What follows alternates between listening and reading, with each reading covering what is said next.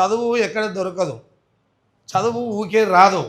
చదువుని ఒక ఆమె అంటది, చండూరు మండలంలో ఒక తల్లి ముసలామె 70 ఏళ్ళు ఉంటుంది, నేను ఆమె దగ్గరే ఉంటాను కాబట్టి ఆమె అంటుందన్నమాట. ఏమన్నది, అయ్యా ఫలానా ఊర్లో 2 కొడుకులు కలెక్టర్లు అయ్యారు, 2 కలెక్టర్లు అయ్యారు. వాళ్ళు వచ్చిపోతే, వాళ్ళ నానమ్మ చనిపోతే వచ్చిపోతే 100 మంది పోలీసులు రావాలంటే ఆయనకు సెక్యూరిటీ వచ్చింది. నీకు 100 ఎకరాలు ఉంది కొడుక, 100 ఎకరాలు ఉంటే ఒక్కడన్నా రమ్మంటే వస్తాడా పోలీసు వాళ్ళు వెనకంగా? నాకు 100 ఎకరాలు ఉంది, నా ఎమ్మటి 10 మంది పోలీసు వాళ్ళు రమ్మంటే వస్తారా?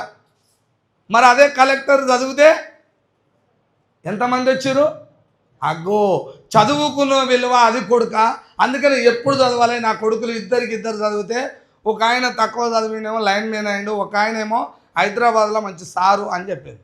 చదువుకు అంత గొప్ప ఉంటుంది మనవడా అని నాకు చెప్పింది. అబ్బా అసలు నువ్వు ఆ ముసలామె 70 సంవత్సరాలు చదువు కోసం 2 మాటలు చెప్తే మస్తు ఆనందపడ్డా నేను. అందుకని ఇక్కడ ఏంటి అంటే, మీకేం కావాలని 100 మంది స్టూడెంట్ని, చదువుకునే పిల్లల్ని ఇక్కడ కూర్చోబెట్టి మీ బాధలు గాథలు చదువుకు దగ్గ ఏది తక్కువ ఉన్నా నన్ను అడగండి అని అడిగింది కదరా. మీరు బాధపడకుండా ప్రతి ఒక్కటి చదువుకు సంబంధించిన మెటీరియల్ కావాలంటే చెప్పండి, మీకు ఇబ్బందులు ఏమున్నా చెప్పండి.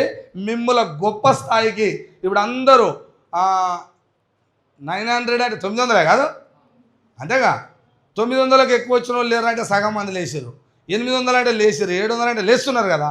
అంటే మంచిగా చదువుతున్నాయి కదా. ఇంకా గొప్పగా చదివి ముందుకు వెళ్ళాలనేది తపన. ఎవరన్నా తక్కువ రావచ్చు, వస్తాయి మార్కులు అన్నప్పుడు 9, 8, 7 కాదు 500 వచ్చిన వాళ్ళు కూడా ఉండొచ్చు. 500 రావడం అనేది కాదు, తన కెపాసిటీ అంతవరకు ఉన్నది. పరిస్థితి ఇంకా కుటుంబ పరిస్థితి లేకపోతే చదవకపోవడమా నెగ్లెక్ట్ చేయడమా ఉంటాయిగా, వాళ్ళందరూ ధైర్యంగా చెప్పుకోవాలి. ఎందుకు ఇక్కడ అవకాశం ఉన్నది. 500 వచ్చిన వాళ్ళు ఉండొచ్చు, 500 వాళ్ళు 400 వాళ్ళు చెప్పొచ్చు కదా.